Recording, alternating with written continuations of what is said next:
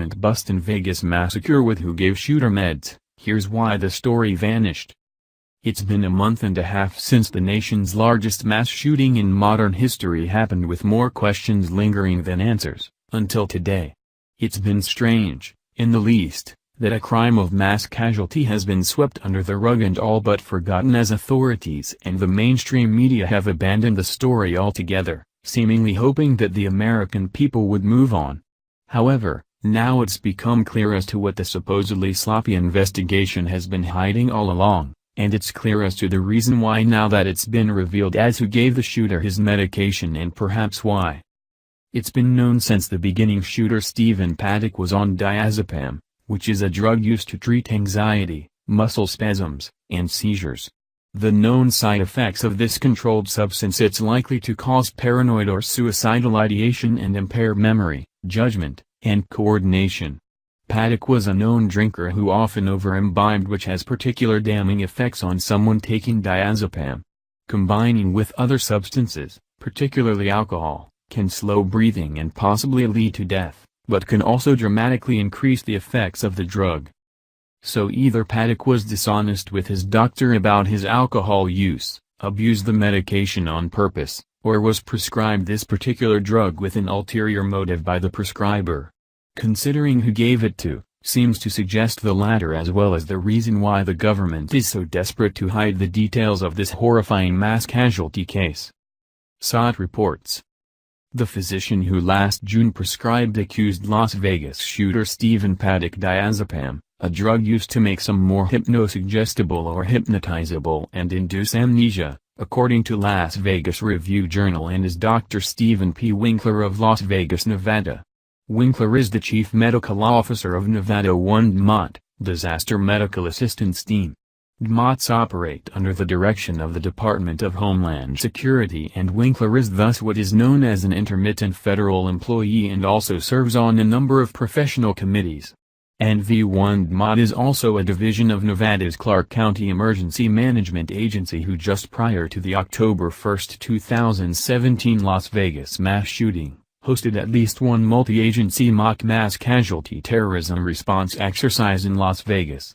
CIA codenamed MKUltra mind control programs experimented heavily with amnesia-inducing hypnosis, facilitated by certain drugs like diazepam. It's hard to believe that the very doctor who prescribed the shooter with the exact drug his group talked about using, and also staged a mass casualty even prior to the real thing happening, had nothing to do with this massacre.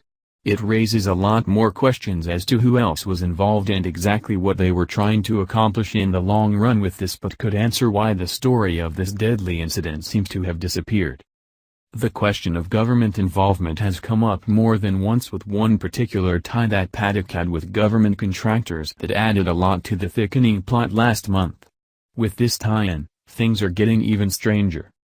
If you suspected a government involvement in the scrupulous planning that no average Joe is really capable of doing on his own, you were probably right. The mysterious Stephen Paddock is an average, faceless guy who blends into society despite being rather wealthy. Paddock had several investment properties and apparently at least one private plane, which ended up in unusual use after he reportedly sold it to an intelligence contractor who was part of Obama's administration. While that raises some eyebrows, what else was discovered about this alarming sale pretty much blows the investigation wide open as to why the FBI is protecting and even changing so many facts about this crucial incident that killed 59 Americans and wounded over 500 more. A few internet sleuths have taken matters into their own hands after the obvious disinformation campaign by the mainstream media surrounding the Las Vegas shooting, the Daily Sheeple reported. Before you board the skepticism train, the proof is in the information provided on via the FAA.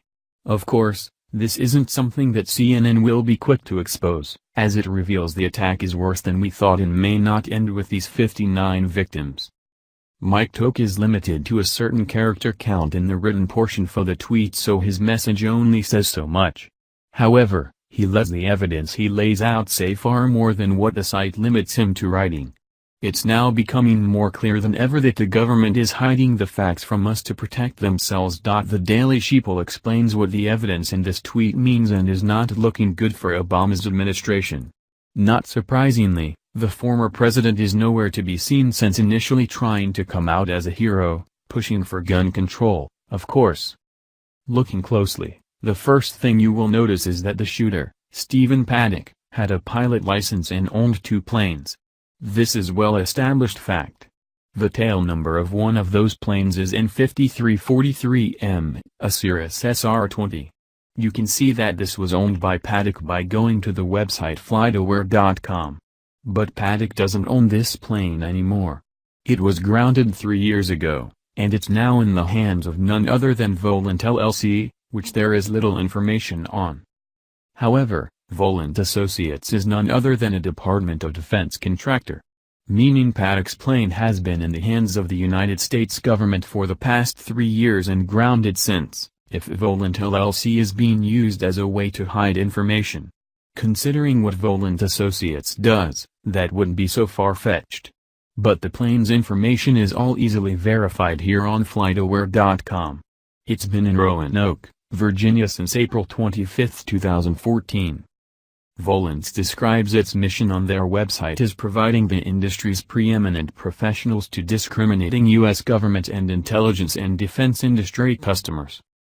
The registration of this plane is also listed as active even though it hasn't been flown in 3 years. Strange enough yet? Well, it gets even better. The FAA should have this same information. But they don't. Their website shows that a different aircraft, a Cessna 152, maintains that tail number and it was last registered to a person in San Diego, California. The FAA, Federal Aviation Administration, is a government agency, and it appears that it has scrubbed this plane's information. Now, why would they do that? Well, the plot still thickens. In the age of the internet with every reputable business being represented by some kind of a website, it's strange that a contractor company successful in